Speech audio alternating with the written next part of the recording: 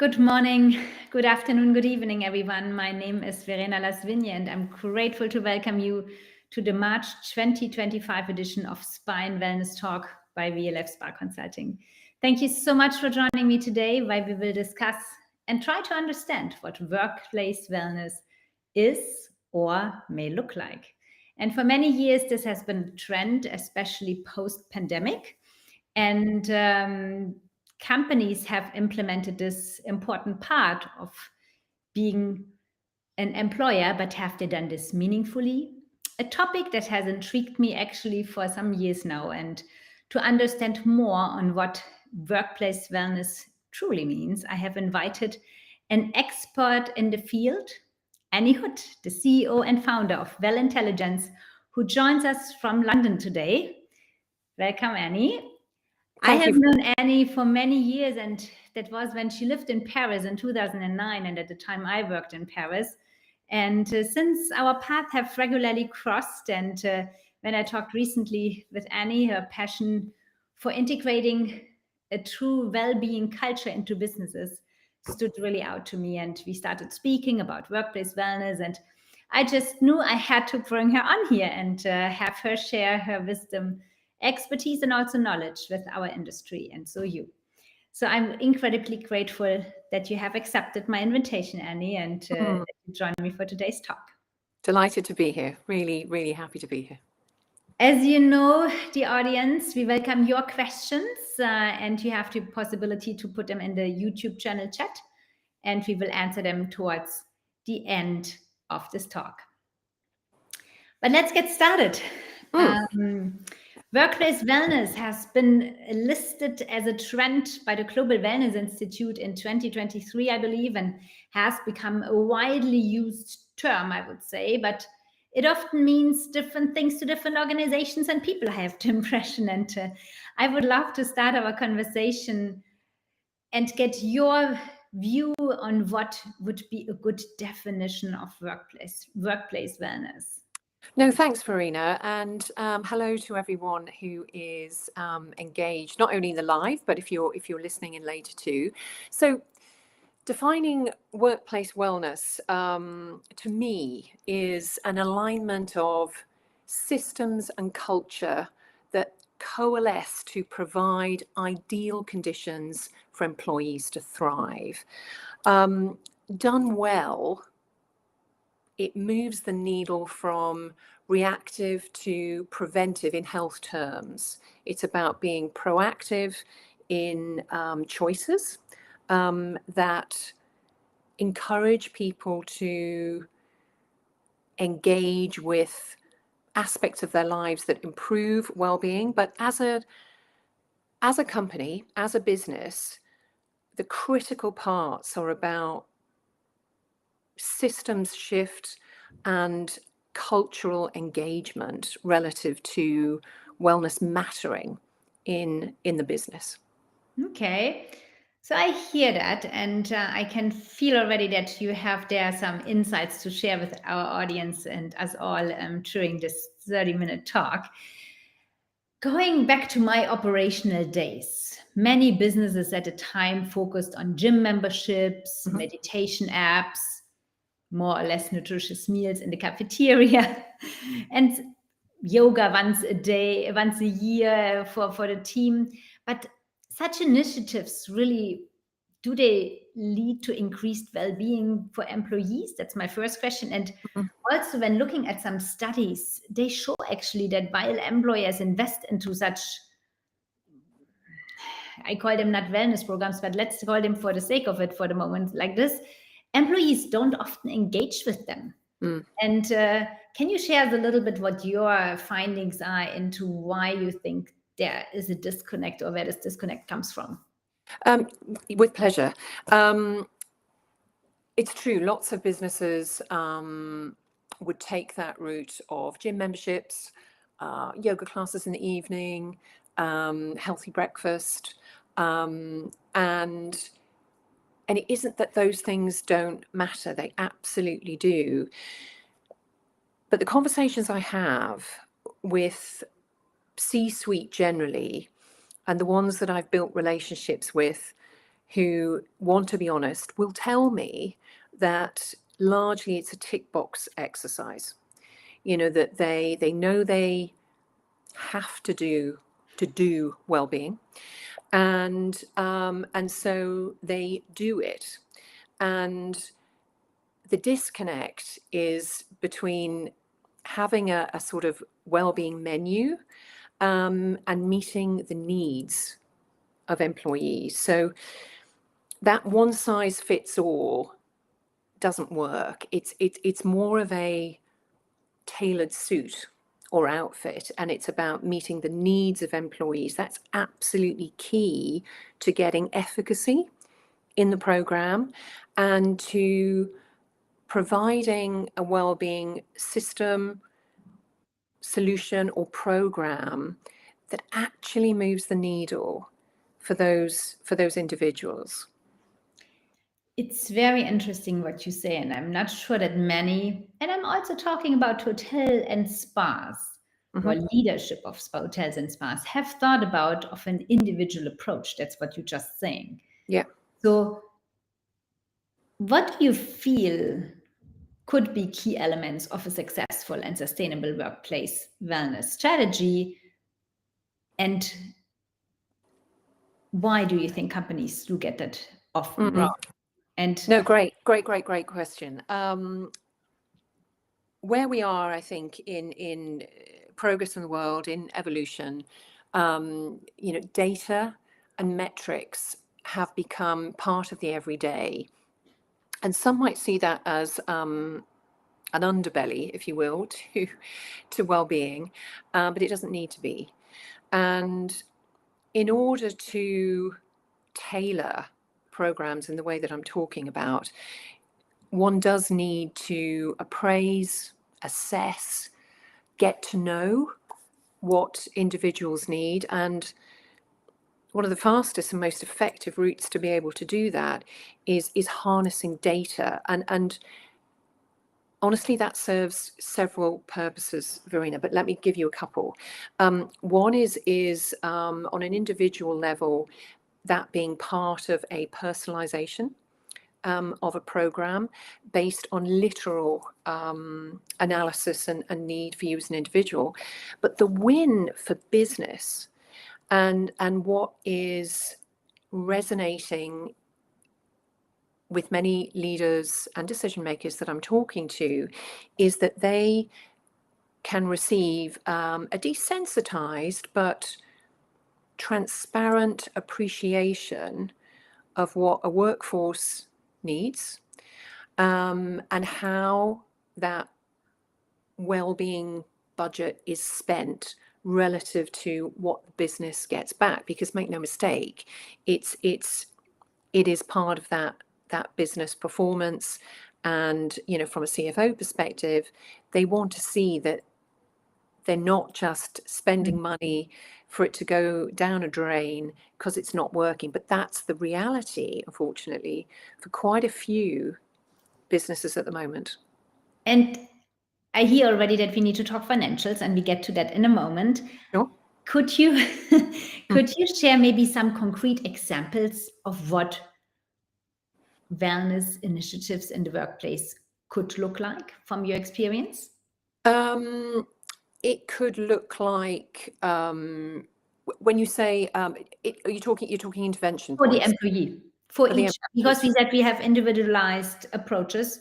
What would be an individual example be for an employee of how he would be able to benefit from? Well, let me, if I may, redefine the question slightly, only because one of the most frequently asked questions I get in terms of that spend and it working for an employee is there a silver bullet? Where can I put this money to get the most back for that employee? And for me, in what I've seen and witnessed, it's always going to be coaching.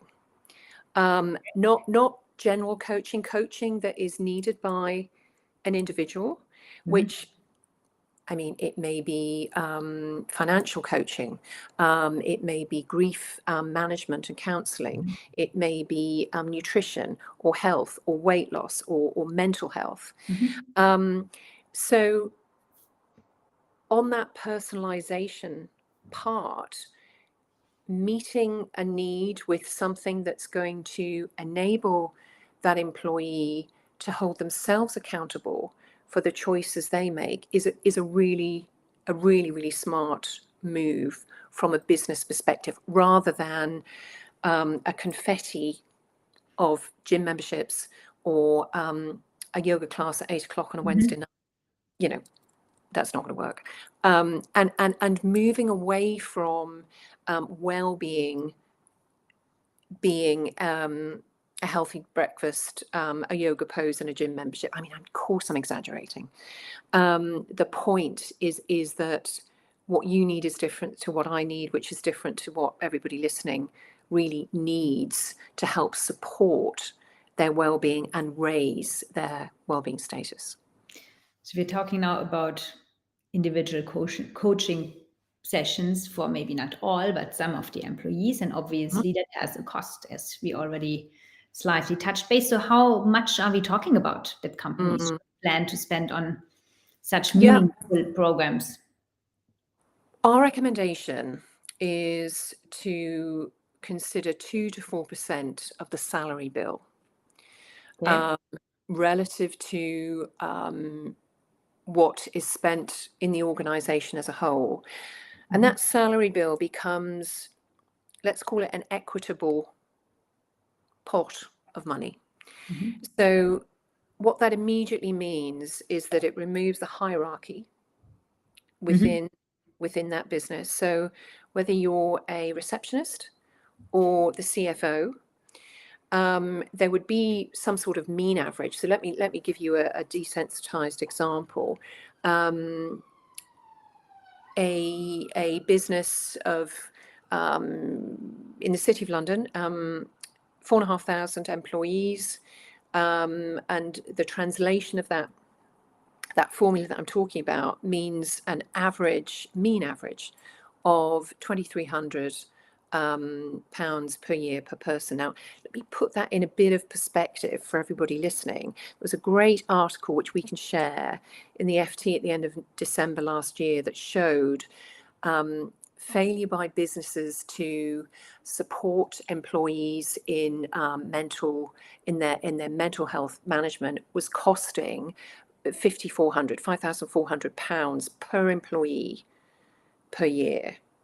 So that gives a little bit of perspective relative to what that non-spending is costing really.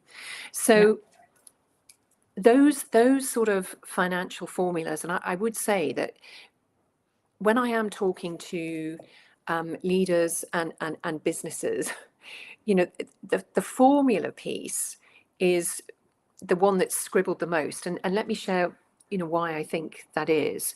You asked at the beginning, at the top of the hour, if you will, about, you know, why it's not happening, you know, what are businesses doing?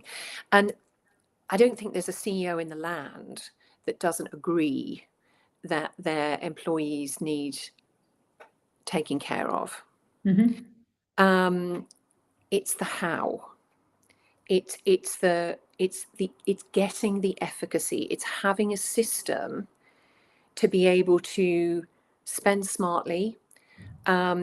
When I say smartly, I mean in response to need rather than a tick box reaction. And it's also about how to measure and quantify what is needed the most. What is needed the most? It's nurture and nourishment. You know, that is 1,000% what people respond to. So when you ask anybody, would you like to feel better? I mean, to me, that's the lowest common denominator of our industry and well-being. Would you like to feel better? Of course. Yes. is the short and pretty absolute pretty absolute answer. So that was a long-winded way, I'm sorry, of answering your question. But I think that for me, it's eye-opening. It's a great insight. It somehow, when you take it into average, okay, it somehow makes sense. And maybe probably one employee may need less, another need more. Exactly. And I think that this also is something, when you have an approach like you just described it, that makes something like such an approach to a program like this work. Now, I can just, coming out of, again, operations, having worked with budgets, having worked with GMs, ownerships, the first question that comes to my mind, of course, what's the ROI? What's the return on investment for workplace wellness? And from your experience, how can businesses effectively measure the impact of their initiatives to get this ROI that obviously everyone is looking for? Well, as an immediate response to that, it's about reducing sickness.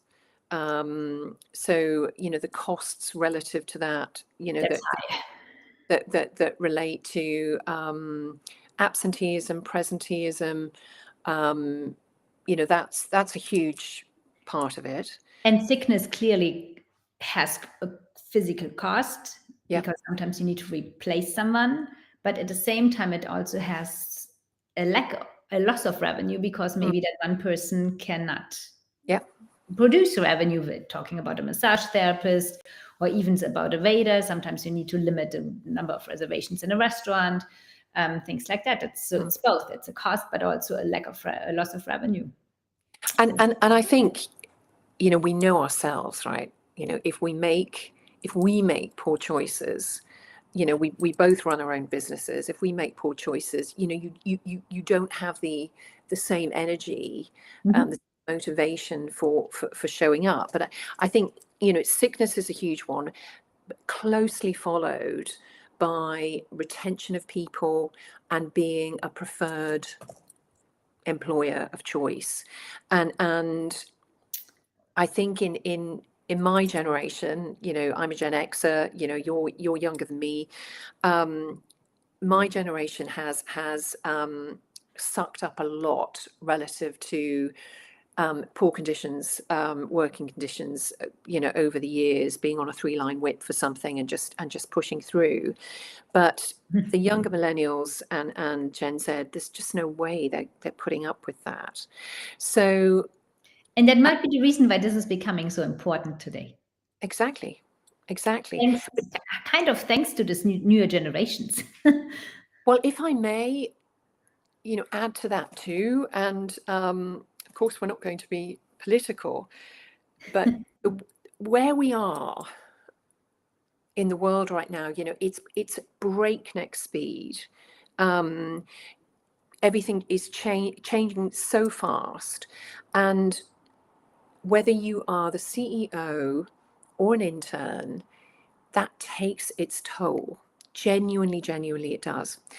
And so it's about responding to the real world as we're living in it as well. And bearing that in mind relative to yours and my consciousness, our awareness, and us as leaders being aware of what others are coping with and trying to navigate.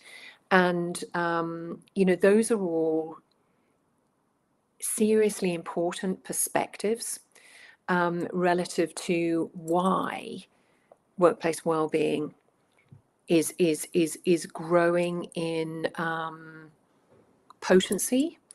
Its roots are growing. It's still, it's worth saying, it's still in its infancy relative to being done well in a fully embodied culture within companies.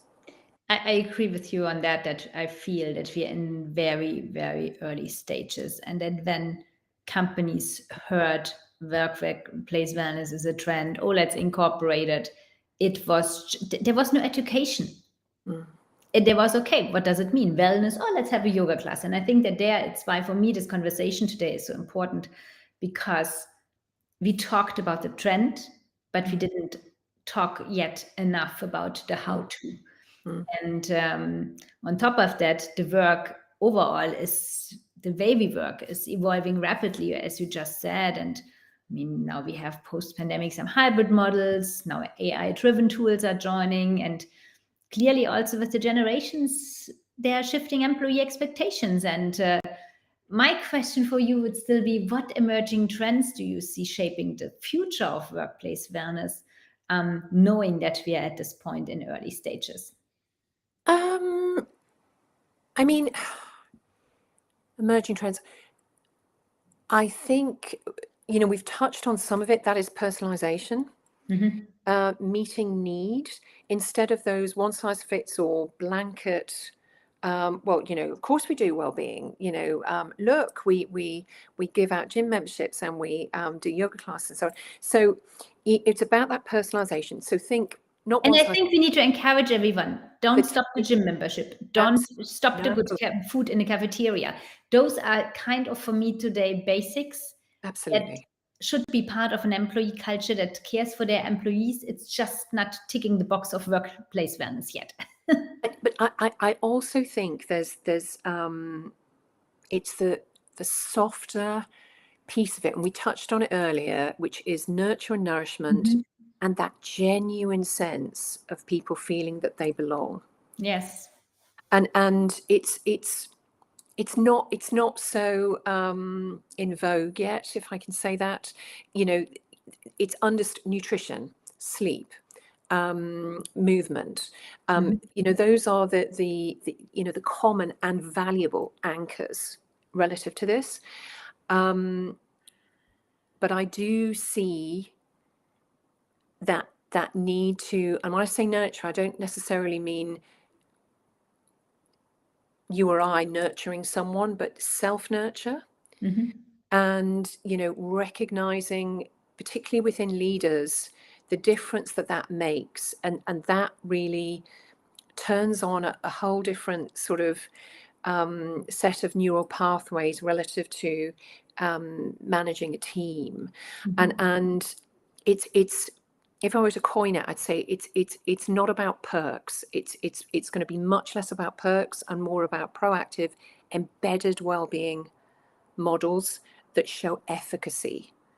And what I'd like to see as we move forward is that the companies that do this well will have the evidence to say, come and work for us, you will be healthier, happier, have a greater level of well-being, and we can prove it to you. That's very well said, and it's encouraging.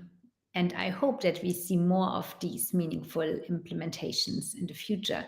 Now, we have business owners, general managers, maybe some HR professionals listening today, of course, wellness leaders. Could you share maybe some practical steps one can take to start creating a more meaningful and effective way to workplace wellness programs? Because where would they start? What have you seen how companies took a shift towards more well-being in their organizations? Well, appraisal is key. Assessment and appraisal, understanding, the true needs of people. And when I say that, sorry, I'm not sending out a questionnaire. Okay, great. But a questionnaire at 14:23 on a single day will give one set of results, and people, we're all human. We're thinking, well, what's the right answer potentially? But it starts already with us, what is the right question?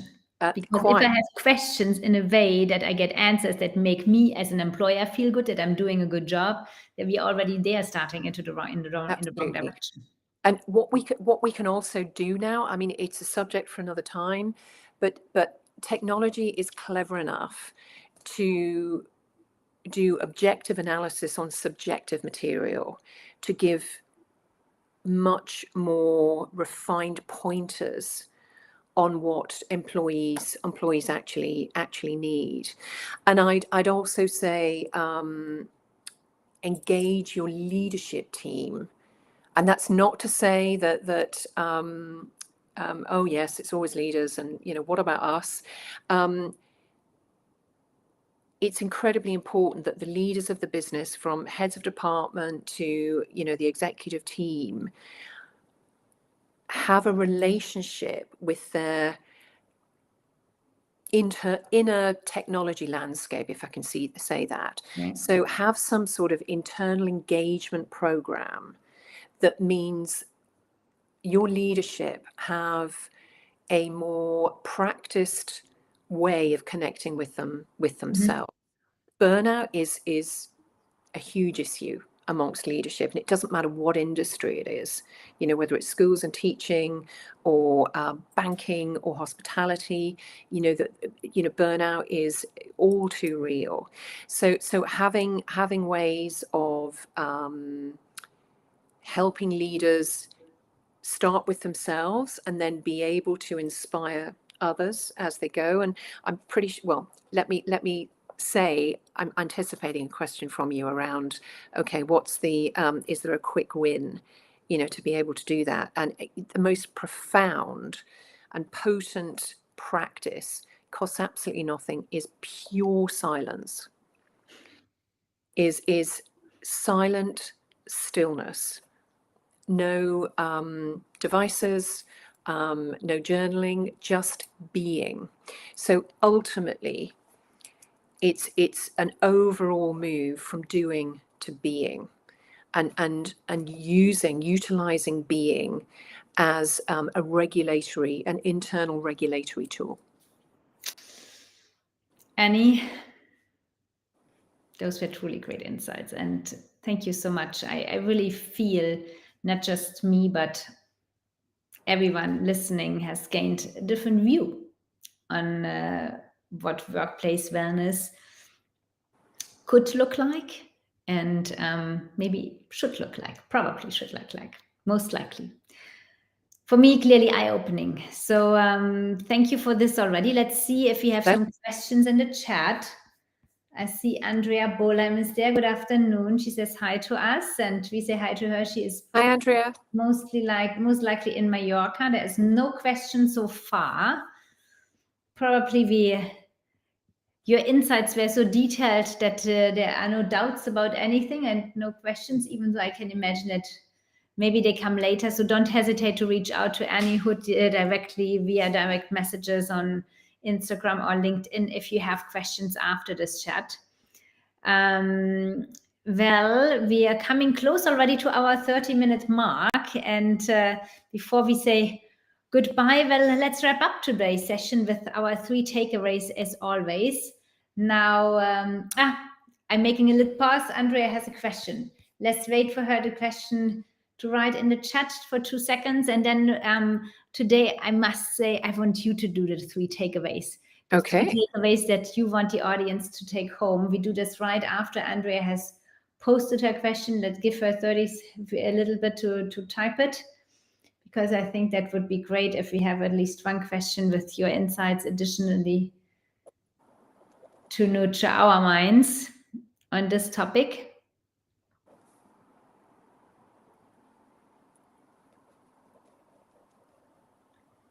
And but I think that we covered already many insights, and really, here she goes. I see LinkedIn messages for workplace wellness managers, but they ask for HR and psychology background. So there is coming new positions that are apparently created in some companies called workplace wellness managers, with a requirement for psychology and HR background. What's your take on that? Look, I think it's a step up. If we circle back to years ago, it started off with everyone having a mental health first aider. And that being a sort of response mechanism within companies, that it's moving to a wellbeing officer. Can't quite remember wellbeing officer, and of course many companies now do have chief wellbeing officers as well. What's critical is how that's seen within the company. And of course, we could talk about how spa and wellness is seen within hotels and how integrated that is. I know that's another conversation. Another topic. So, what's critical is the integration. I think hearing that, and I see the same, it's a step forward. There's no question. These people also need support, though. They need support within, and that's one of the insights I'd say is that overall, what is workplace wellness? It's about systems change and culture shift. You for it to fully integrate and have high efficacy, that has to be in place to enable it to happen. And on an individual level, for everyone who's listening, it really is doing well-being well. It's about closing the gap between what you know and who you are. What do I mean by that? Well, we all know what to do, but lots of people don't actually put that into action. So for everybody, intern, CEO, closing that gap means greater awareness, greater, higher energy, a more engaged individual. So that's number 2. And number 3, simple is always best. And if you're looking for tools, the answer isn't in externalizing, finding, doing a service or, finding someone else to take the problem away. It's always within. And I'm suggesting that silence and stillness is probably your most underutilized tool that you have, that your team has. And a lovely thing to integrate is before your team briefing, just have 2 minutes of sitting in silence and grounding. It doesn't take a lot to have that happen, and it moves people from doing into being. And it's a beautiful part of a culture that can be a sort of analogy of from little acorns grow big oak trees, simply from a couple of minutes of silence. Beautifully presented and the outline. Thank you so much. And Andrea says, yes, I think it still needs a learning curve to train the companies that it's not only about psychology or only about mental health. Yeah. And she agrees to say that culture change is something that is clearly needed here. Thank you, Andrea. Thank you so much. Thank you so much for these takeaways, Annie. And My pleasure. Could really continue much longer discussing how ideal the world of employees should look like, where they feel nurtured. And thank you so much for having joined me today. My pleasure. Thank you for having me. I loved your insights and vision on what workplace wellness, what the future may look like for the future generations and even us. Thank you all for watching today's edition of Spa and Wellness Talk, or for watching the replay. And I hope you found also that this conversation was insightful to you. And I invite you to follow VLF Spa Consulting on Instagram and LinkedIn. And as usual, the recordings of today's session will be available on this YouTube channel, or we will share it over the next couple of days also through our social media channels. Thank you, Annie, for having joined me today. And thank you all for having taken the time to listen to us today. Until next time, when we talk spa and wellness again, enjoy the rest of your day. Be well.